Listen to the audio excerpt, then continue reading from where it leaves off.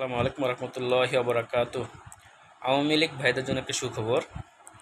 যতটুকু শোনা যাচ্ছে বুঝতে পারছি, আমাদের সাবেক প্রেসিডেন্ট আব্দুল হামিদ এবং নারায়ণগঞ্জের সাবেক সিটি মেয়র সেলিনা আইভী তাদের হাত ধরে হয়তো আওয়ামী লীগ আবার পুনর্জন্ম করতে পারে।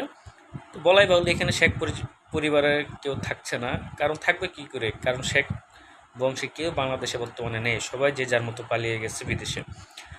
এছাড়াও আরেকটা টুইস্ট হচ্ছে যে বঙ্গবীর কাদের সিদ্দিকী সে কিন্তু তার দল নিয়ে কিছু বলছে না। রিসেন্টলি তিনি বঙ্গবন্ধু শেখ মুজিবুর রহমানের মাজার জিয়ারত করেছেন এবং ওখান থেকে কিন্তু তিনি বলেছেন এই আওয়ামী লীগ মানে শেখ হাসিনা আওয়ামী লীগ এবং বঙ্গবন্ধু আওয়ামী লীগ এক না। উনি কিন্তু একটা বড় একটা ইঙ্গিত দিয়ে রেখেছেন। আর সোহেল তাজের যে বিষয়টা, উনি যদিও স্বরাষ্ট্র উপদেষ্টার সাথে ওনার নিরাপত্তার জন্য দেখা করেছেন, উনি সামান্য একটু টুইস্ট রেখেছেন, যেমন সেটা হচ্ছে উনি বলেছেন যে এই আওয়ামী লীগে তিনি আসবেন না। হয়তোবা ভালো আওয়ামী লীগ হলে তিনি আসতে পারেন, তবে ওনার আসার সম্ভাবনা খুবই ক্ষীণ।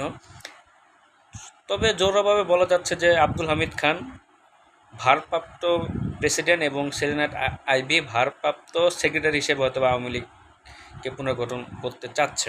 ইভেন কি আমাদের সরকার পক্ষ থেকেও কিন্তু বলা হচ্ছে যে আওয়ামী লীগ একটা পুরাতন দল, তারাও যাতে মানে আগে আগে মতো না হলেও যেভাবেই হোক তার নির্বাচনে যাতে আসে।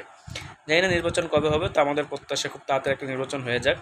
বর্তমান যারা ইয়াং জেনারেশন তারা তো পলিটিক্স সম্পর্কে শুধু আওয়ামী লীগেরটাই দেখেছে, অন্যগুলো তো তারা দেখে নাই। তাদের সম্মান, তাদের মনের যে আকাঙ্ক্ষা, মনের চিন্তা, সেটাকে সম্মান জানাই। তবে আমাদের চাওয়া দেশটা খুব একটা ভালো নয়, আমাদের চাওয়া একটাই যে তাড়াতাড়ি নির্বাচন দিয়ে একটা রাজনৈতিকভাবে দেশটা পরিচালনা করা হোক। ধন্যবাদ। আসসালামু আলাইকুম।